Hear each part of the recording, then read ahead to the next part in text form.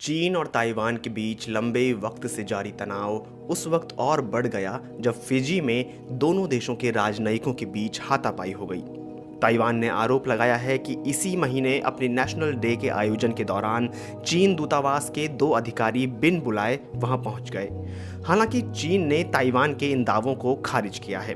दोनों ही पक्षों का कहना है कि उनके अधिकारियों को इस हाथापाई में चोटें आई हैं। फिजी की पुलिस से मामले की जांच करने की मांग की गई है।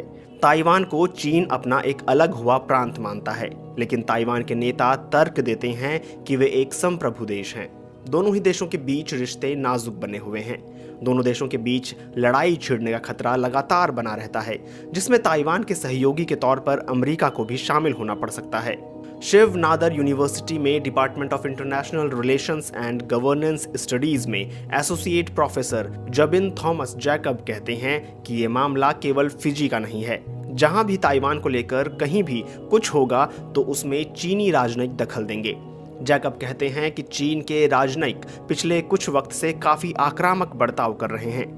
बताया जा रहा है कि हाथापाई वाली ये घटना 8 अक्टूबर को हुई, जब फिजी में ताइवान के व्यापार कार्यालय ने फिजी की राजधानी सुआ के आलिशान ग्रैंड पैसिफिक होटल में करीब 100 मेहमानों के लिए एक रिसेप्शन का आयोजन किया था। ये व्यापार कार्यालय एक तरह से ताइवान का दूतावास ही समझा जाता है।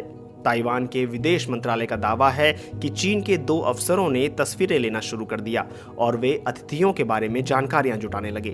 मंत्रालय का कहना है कि ताइवान के राजनयिक ने उनसे चले जाने के लिए कहा, लेकिन उन पर हमला किया गया और उन्हें सिर में चोट के कारण अस्पताल में भर्ती कराना पड़ गया।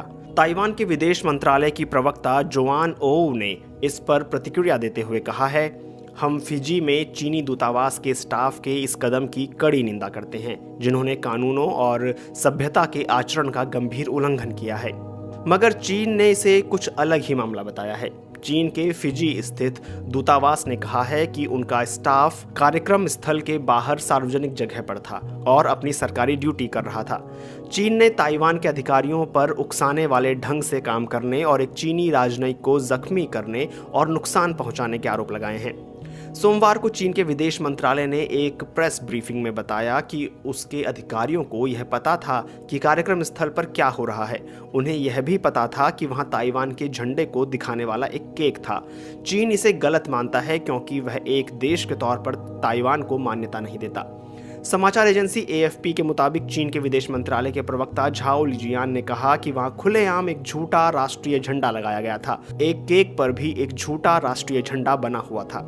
चीन लंबे वक्त से ताइवान की अंतर्राष्ट्रीय गतिविधियों पर लगाम लगाने की कोशिश कर रहा है और दोनों ही देश प्रशांत क्षेत्र में अपना प्रभाव जमाने की हर मुमकिन कोशिश कर रहे हैं। जवाहरलाल नेहरू यूनिवर्सिटी के centre for Chinese and South East Asian studies में assistant professor doctor Rakesh Kumar कहते हैं कि ऐसी घटनाओं के बारे में पहले कभी सुना नहीं गया, लेकिन चीन जिस तरह से आक्रामक है उससे कुछ भी मुमकिन है।